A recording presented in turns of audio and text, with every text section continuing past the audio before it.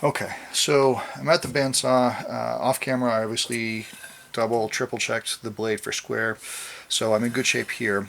The layout is taken care of, so I'm in good shape. The things that I need to worry about here are the orientation or the starting of my cut.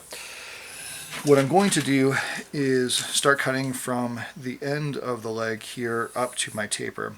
And there's a really important and a simple reason for doing this. By having material on both sides of the blade, it tracks so much better to start. And so I'll engage in this cut, continue cutting this thing through, and I'm basically just going to do this freehand. And hopefully this will translate on the footage, but it's not terribly difficult, just going slow and steady, letting the blade do the work. What would be a bigger mistake would be if I try to start the cut here where the taper terminates. You're going to find that with only having material on this side, the blade is going to start to follow the path of least resistance. So it's going to take a long time for these teeth to engage, and typically what you'll have to do is overcorrect, make a cut in here, and at that point you have blown past your line. You're already cutting into the material you want to save. So it doesn't make a lot of sense to do it that way, although there's always a reason to do that at some point. So this is because I have the opportunity. I'm going to go ahead and cut this way.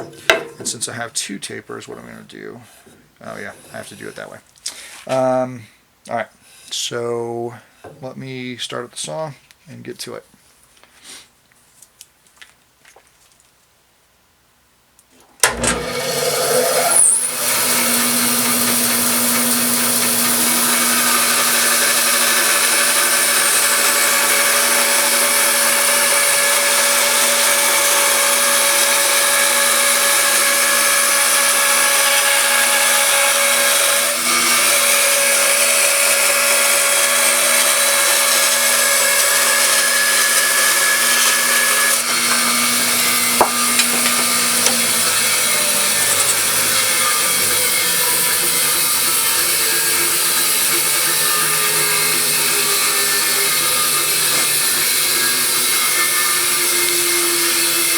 So you'll notice where my line is, and I still have not cut anywhere into that line. I've got a good amount of material the entire length.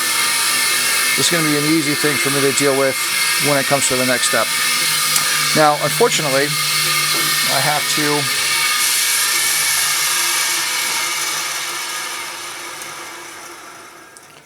All right, don't do that. So I now need to cut the second section of this leg on the taper. But unfortunately, I'm going to need to put this piece back underneath in order to maintain the right geometry. So I'll hold this thing in. A lot of people tape these back around in a couple of places, which is probably wise. But for what we're doing on doing a straight cut, just gravity is going to force this or hold it into place. If I didn't have this wedge in a position, you'll notice that instead of the position it wants to be in with that wedge in place, it's going to drop down. Really not a big deal until I get to the end of the cut. It's going to be a little bit more work to square or trim this stuff up. So, done with this. Turn on the saw, we go to phase 2.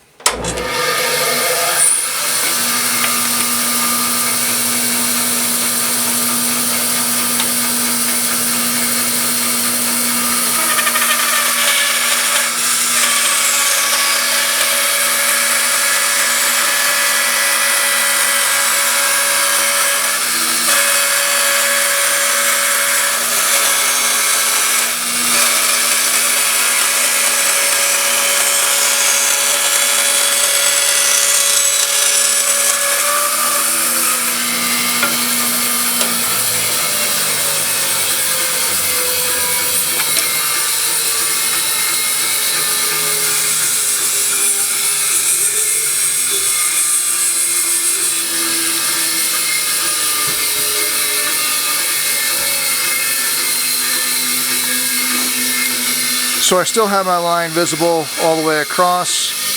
You'll notice where my layout here of the end of the board, maybe that's better.